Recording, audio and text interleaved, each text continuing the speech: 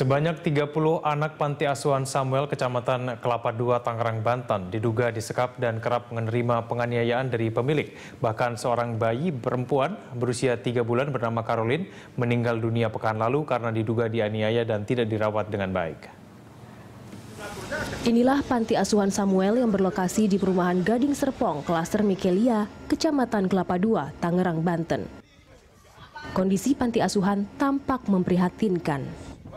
Rumah berlantai 2 yang disulap menjadi panti asuhan ini dihuni sekitar 30 anak usia 1 hingga 17 tahun. Diduga anak-anak penghuni panti asuhan ini disekap dan kerap dianiaya pemilik panti, yakni Samuel dan Yuni. Bahkan salah satu penghuni panti asuhan, yakni bayi berusia 3 bulan bernama Caroline, meninggal dunia karena diduga tidak mendapatkan perawatan yang memadai. Saat Komnas Perlindungan Anak datang untuk melihat langsung kondisi panti asuhan, ditemukan 2 bayi berusia 1 tahun dalam keadaan demam tanpa dirawat. Selain itu, tubuh sebagian besar balita lainnya juga terdapat luka-luka yang telah mengering. Dari pendananya sendiri seperti apa, Bu? Ada aja sih berkat ya. Oh gitu ya? Yang kita kan hidup dengan yang ada sekarang yang stay di rumah ibu. Yang sekarang ini setelah anak keluar saya belum hitung lagi. Berarti 25 ada, Bu? Sekitar gitu ya. Jumlah kamar di rumah ibu berapa? Di sini ada 4 ya. 4 kamar, berarti mereka bertumpuk. Lihat aja. Melihat kondisi tersebut, Komnas Perlindungan Anak mengevakuasi 7 balita dan 2 bayi untuk mendapatkan perawatan yang lebih baik. Seluruh balita dalam kondisi lusuh dan kurang mendapatkan perawatan. Ya, akibat dari panas dan sebagainya, tapi ada informasi bahwa ada takaran dan sebagainya, seolah-olah ada penyiksaan dan sebagainya, dan itu sudah meninggal 2-3 hari lalu. Lalu kemudian informasi itu kita dapat sehingga hari ini kita temukan lagi 2 yang dalam keadaan panas ya. Sebelumnya panti asuhan Samuel telah berdiri sejak 14 tahun lalu. Panti ini menerima bayi yang baru lahir untuk dibesarkan dan disekolahkan. Namun kenyataannya pemilik panti tidak menggunakan sumbangan dari pemerintah dan masyarakat untuk memberi hidup layak bagi anak-anak panti asuhan. Dan justru diduga menganiaya. Kontributor Berita 1, Tangerang, Banten. Dan untuk membahasnya sudah bersama kami Ketua Komnas Perlindungan Anak Aris Merdeka Sirait di kantor Komnas Perlindungan Anak di kawasan TB Simatupang, Jakarta Timur. Selamat siang Pak Aris, dan langsung saja saya akan tanyakan Pak Aris, ini awal mula Anda mengetahui kasus ini dari mana dan kemudian apa yang Anda temukan di panti asuhan Samuel ini? Iya, saya tanggal 11 Februari itu menerima laporan dari masyarakat lewat hotline service kita dan menyatakan bahwa telah terjadi dugaan-dugaan penelantaran terhadap anak di panti itu. Nah, setelah mendapat laporan itu kita coba klarifikasi, verifikasi, lakukan investigasi, tapi sangat dikejutkan lagi pada tanggal 15 Februari dapat informasi yang baru lagi bahwa ada anak usia 3 bulan diduga meninggal dunia karena penganiayaan. Begitu laporan masyarakatnya. Itu membuat kita akhirnya terdorong terus melakukan mencari informasi dan fakta-fakta sehingga sampai hari Sabtu tanggal 22 Februari kita terus didesak oleh masyarakat dengan tambahan informasi. Kalau ini tidak dilakukan segera mungkin oleh Komnas, maka akan ada 2 anak lagi yang saat ini dalam kondisi tidak baik. Atas dasar itu desakan masyarakat itu Komnas Perlindungan Anak hari Senin itu bersama dengan pihak kepolisian di sektor Kelapa II mendatangi atau masuk ke rumah itu dan izin dari pengelola panti. Saya bertemu dengan Pak Samuel, saya bertemu dengan Ibu Yuni, dan saya dengan etikat baik mengatakan apakah saya bisa bertemu dengan anak-anak di sini. Lalu kemudian beliau mengatakan boleh saja, di mana anak-anak itu saya diantar ke lantai 2. Ketika di lantai 2 itu ada ruangan tertutup, terkunci dari luar, dibuka. Lalu kemudian saya menemukan ada sekitar di sana itu 10 anak. sedang di dalam kamar itu, mungkin karena kedatangan kita di sana, terus kemudian anak itu mungkin ketakutan dan tetapi kita tenangkan. Akhirnya saya minta kepada Pak Samuel itu, pengelola itu, turun ke lantai ke lantai 2, lalu kita bicara di sana. Setelah itu 2 orang polisi mengatakan, Pak, masih ada anak 2 lagi dalam keadaan demam tinggi. Saya bilang coba diambil anak itu, ternyata itu di kamar lain. Setelah di kamar lain, itu anak digendong oleh 2 polisi, kemudian diserahkan kepada saya, mengatakan bahwa anak ini panas tinggi. Akhirnya saya gendong, saya cium, memang betul anak ini dalam demam tinggi. Akhirnya saya katakan kepada ibu, kenapa anak demam ini tidak dibawa ke rumah sakit? Beliau mengatakan bahwa telah dibawa kemarin di rumah sakit, tetapi dikasih tempra dan sebagainya. Tapi feeling saya sudah cukup takut. Akhirnya saya minta kepada ibu itu supaya oke, kita bawa bersama-sama ke rumah sakit terdekat. Akhirnya saya minta dengan sangat izin dari mereka berdua, Pak Samuel dengan Ibu Yuni, sekaligus bawa anak-anak yang 10 orang itu. Karena saya lihat sudah ramai keadaan di situ. Feeling saya mengatakan bahwa ini harus dievakuasi untuk menyelamatkan. Nah, lalu sebelum itu saya tanya juga, apakah betul di sini ada anak meninggal dunia pada minggu yang lalu? Dia mengatakan, Pak Samuel mengatakan betul. Karena apa? Karena demam. Tapi saya diminta untuk mencari informasi dari seorang bibi. Dari bibi itu saya tanya, apa betul Bu? Kenapa nggak dibawa ke rumah sakit? Nah, nggak sempat. Setelah saya kompres, anak itu akhirnya meninggal dunia. Tapi saya tanya prosesinya bagaimana? Wah, penguburannya ternyata itu hanya diinformasikan, hanya diantar oleh 3 orang dan sebagainya. Membuat saya miris begitu ya. Akhirnya saya mengambil kesimpulan dengan izin mereka berdua, Pak Samuel dengan Ibu Yuni, untuk mengevakuasi untuk sementara. Dan sama anaknya juga saya bawa ke rumah sakit bersama dengan polisi dan diikuti dari belakang oleh Ibu Yuni ketika saya mendaftarkan secara administratif di salah satu rumah sakit di Gading Serpong. Anak ini dites panasnya, diare, dan kemudian dia punya panas tinggi 38-39. Akhirnya saya berinisiasi untuk opnam anak itu di sana. Jadi itu kronologinya. Jadi atas dasar pengaduan masyarakat, saya ingin menyelamatkan. Nah, terjadilah penyelamatan kemarin itu. Untuk sementara ini kita titipkan di satu tempat yang aman yang dikelola oleh pemerintah. Artinya bahwa anak ini sekarang itu di bawah pengawasan pemerintah. Tapi 2 anak yang dalam keadaan panas tinggi itu sedang di rumah sakit, itu juga saya minta di dalam pengawasan polisi sektor Kelapa II. Jadi itu kronologinya, Bung Kevin. Jadi saya kira tugas kita, tugas Komnas, didesak masyarakat untuk menyelamatkan itu. Tapi fakta-fakta yang disampaikan kepada masyarakat itu benar adanya, dan lokasi itu menurut saya tidak layak untuk menjadi satu panti. Oleh karena itu feeling saya, hati nurani saya menyelamatkan anak itu lebih dulu. Itu yang terjadi pada kemarin siang. Baik, Pak Aris, nanti saya akan tanyakan lebih lanjut lagi mengenai perkembangan dari kasus ini. Namun kita harus jeda terlebih dahulu, Pak Aris. Kita akan lanjutkan di segmen berikutnya. Jurnalisnya akan segera kembali. Ya, kita kembali ke Pak Aris. Pak Aris, ini kan jumlah dari anak-anak yang berada di panti asuhan itu ada 37 orang sepenghitungan kami yang terakhir. Kemudian selain dari 10 anak yang disekap dan juga 2 anak yang demam ini, Anda menemukan penganiayaan ataupun hal-hal aneh apa lagi yang lainnya Anda temukan ketika Anda sudah berbicara dengan anak-anak tersebut?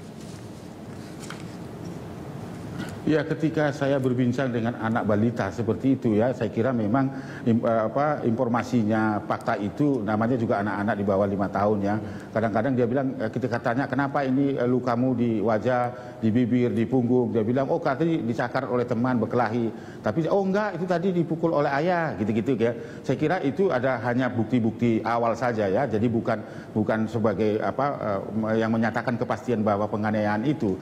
Nah, saya hanya mau mengatakan bahwa kalau itu memang saya berharap itu tidak terjadi pada anak-anak balita itu, termasuk anak-anak yang ada di panti itu. Harapan saya itu tidak terjadi penyiksaan, tidak ada penganiayaan.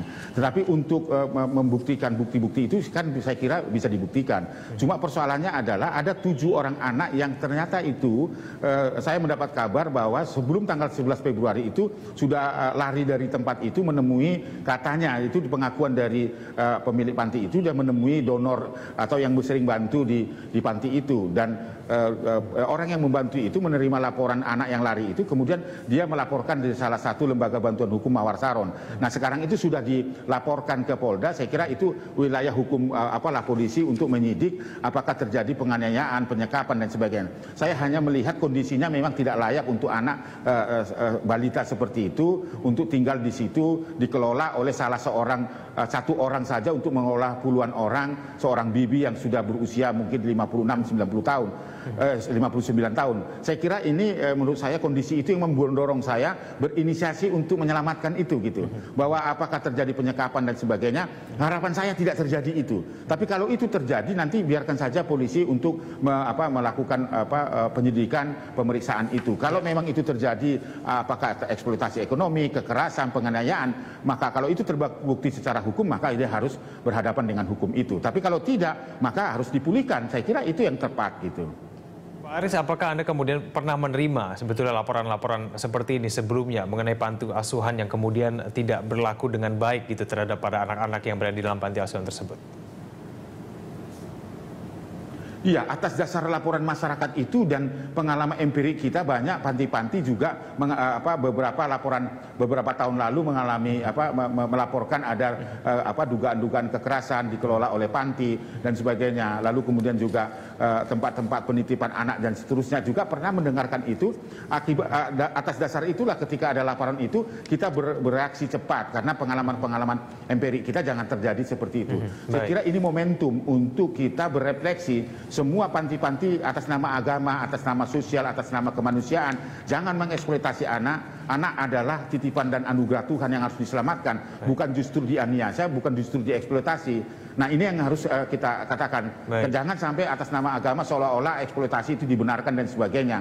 Atas nama pelayanan dan seterusnya. Saya kira ini yang harus diluruskan. Komnas Perlindungan Anak adalah tugasnya untuk menyelamatkan anak-anak dari kejahatan-kejahatan, dari predator-predator kejahatan seksual ataupun dari pelanggaran-pelanggaran terhadap hak anak, Bung Kevin. Oke, Pak Aris, kemudian menurut Anda ini siapa yang paling bertanggung jawab sebetulnya untuk mengawasi hal-hal seperti ini? Anda kan menerima pengalaman juga, ada beberapa panti asuhan yang kemudian melakukan hal yang serupa. Ini siapa yang kemudian harusnya bertanggung jawab untuk mengawasi hal ini, Pak Aris?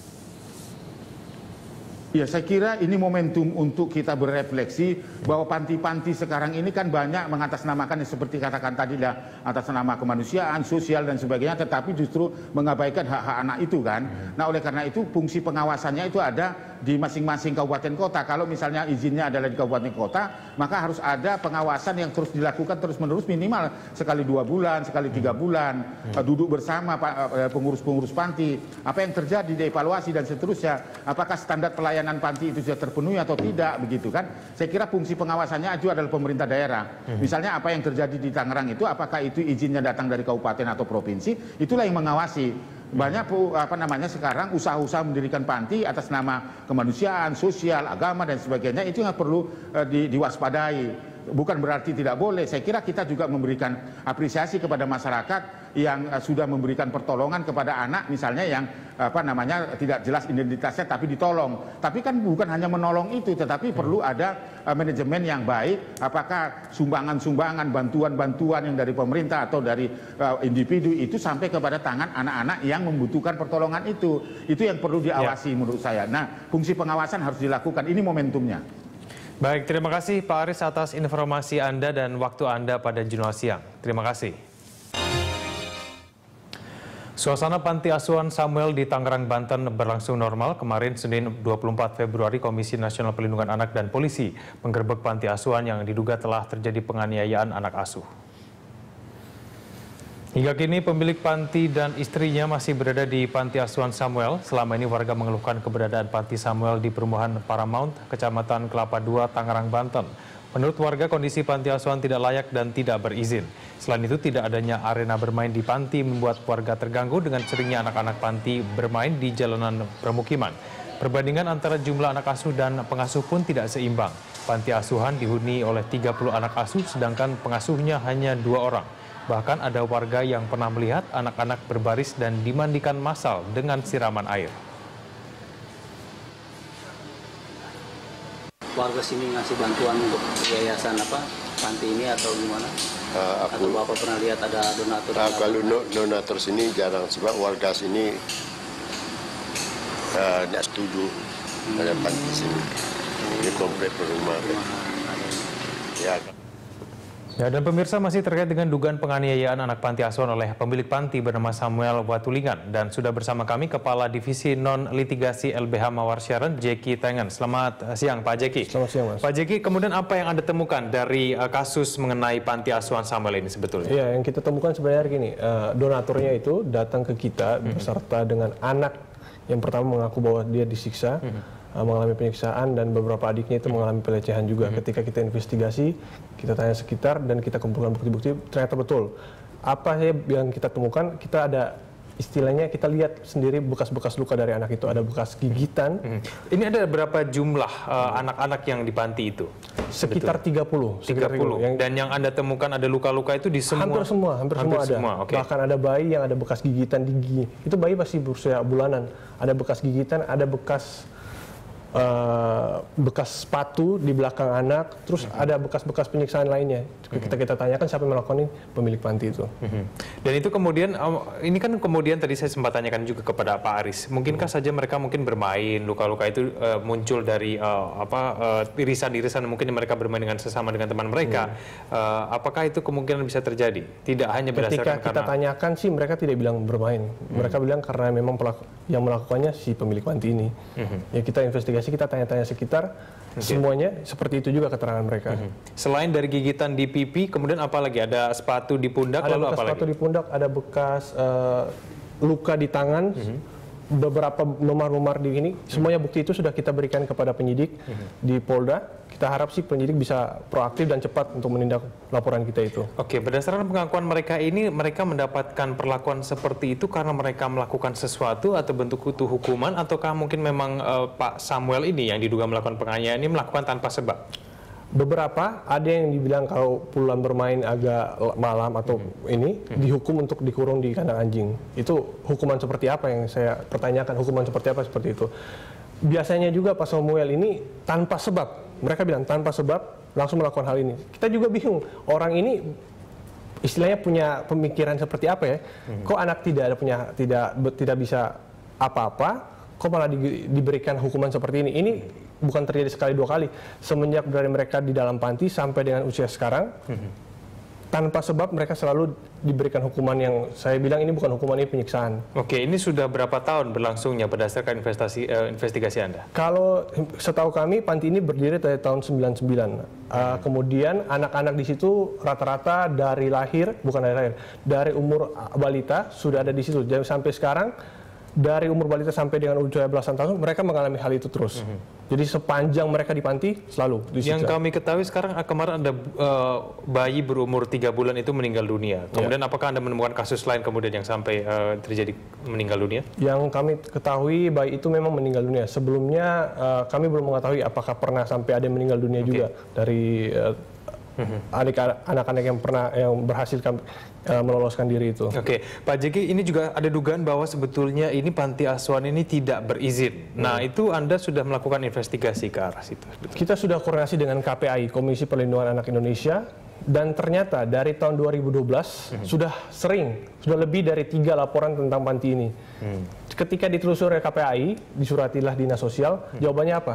Tidak ada izin dari tahun 2012. Kita juga pertanyakan, kenapa dari tahun 2012 sudah ada info itu, kok tidak ditutup atau dibiarkan begitu saja panti ini beroperasi? Itu jawaban resmi dari Dinas Sosial sudah bilang itu tidak berizin, tetapi membiarkan itu berlaku ya, saya tidak tahu apakah itu bentuk pembiaran, tapi nyatanya dari 2012 sampai 2014, panti ini masih beroperasi, masih menerima donasi dari donatur-donatur yang mungkin ya melihat tatapan lugu anak-anak inilah. Oke, baik. Saya akan tanyakan lebih lanjut lagi mengenai donasi. Donasi itu digunakan untuk apa dari dugaan Pak Samuel ini ya. Namun di segmen berikutnya kita harus jeda dulu. Pemirsa, Jurnal Siang akan segera kembali.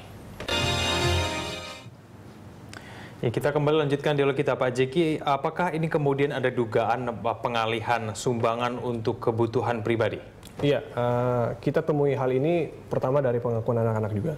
Mereka mengatakan kalau makanan sembako yang sering diberikan oleh donatur tidak mereka nikmati. Mereka, menurut pengakuan mereka, pemilik panti ini malah menjual lagi sembako-sembako itu. Kita tanya ke pinggir-pinggir nih, istilahnya ke warga sekitar. Warga sekitar bilang juga, Pak, kalau ngasih barang ke sini, jangan kasih sembako bentuk-bentuk yang lama habis. Kasih aja makanan cepat habis, karena pasti akan dijual lagi oleh pemiliknya. Ya makanya kita juga aneh juga ketika donatur sering ngasih nih, donatur ngaku ke kita, dia sering ngasih barang-barang, materi, segala macam untuk pembangunan panti, untuk anak-anaknya.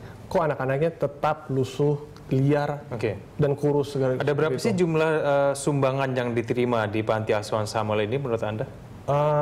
Beragam ya, tapi terakhir yang saya tahu kita ada beberapa ratus juta bahkan diberikan kepada donatur untuk, saya tidak tahu nih, digunakan untuk apa oleh si pemilik panti. Itu per bulannya? Beberapa ratus juta? Itu yang saya kurang tahu per bulannya atau per tahun atau per kali berikan atau seperti itu. Tapi kenyataannya anak-anak itu tidak terurus gitu ya Pak Jeki. Dan kemudian ini proses hukumnya sudah sampai di mana?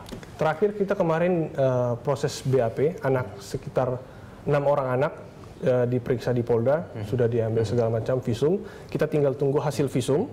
Kemudian akan ada proses untuk BAP lagi sisa anak lain. Dan kita masih menunggu kapan nih si Pak Samuel ini dipanggil polisi untuk diperiksa. Oke, sebetulnya kami juga berusaha untuk mencoba menghubungi dinas sosial dari Tangerang, namun belum berhasil dikontak dan belum mau datang untuk bisa memberikan jawaban ya terkait dengan hal ini.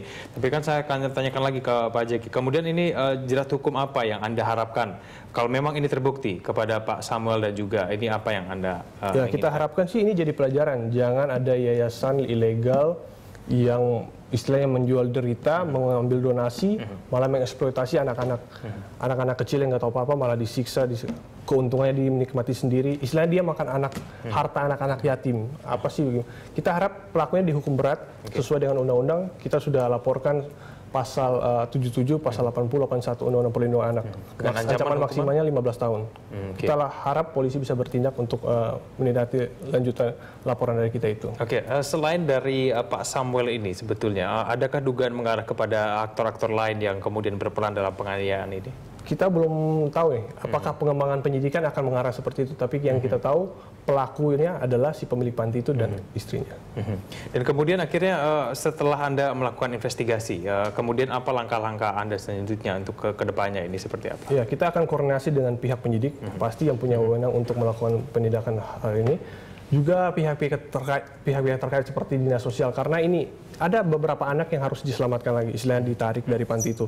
Di mana mereka harus ditaruh? Kita harus koordinasi dengan dinas sosial yang punya istilahnya safe house untuk menampung mereka, ataupun dengan bimbingan psikolog untuk memulihkan traumatik mereka. Jadi kita akan koordinasi untuk beberapa pihak, tapi untuk sekarang kita akan fokus untuk masalah hukumnya dia. Lalu sampai saat ini kondisi psikis ya dari 30 anak ini kurang lebih ini seperti apa sih? Ya, sebenarnya kalau kita lihat untungnya di tempat yang baru ini mereka sudah bisa bermain, dengan luas lah dengan teman-teman. Cuman memang yang paling saya takutkan, apa yang kita takutkan adalah bentuk ini mereka sudah mengalami hampir sepanjang umur hidup mereka. Bagaimana untuk memperbaiki sisa kedepannya lagi? Karena mereka kalau bertemu dengan orang baru pun agak malu, takut, menunduk. Karena mereka takut akan istilahnya diberikan sisa yang sama lagi. Memulihkan ini akan perlu bantuan dari rekan-rekan semuanya. Baik, terima kasih Pak Jeki atas informasinya. Kita tunggu bagaimana perkembangan kasus ini. Semoga segera terungkap. Terima kasih, selamat siang.